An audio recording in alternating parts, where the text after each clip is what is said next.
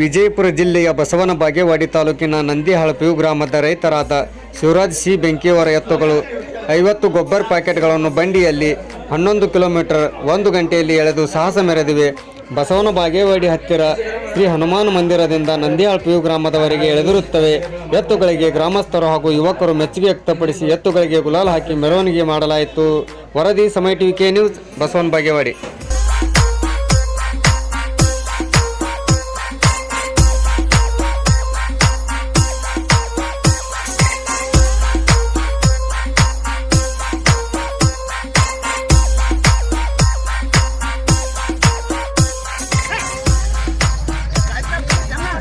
Yeah, man.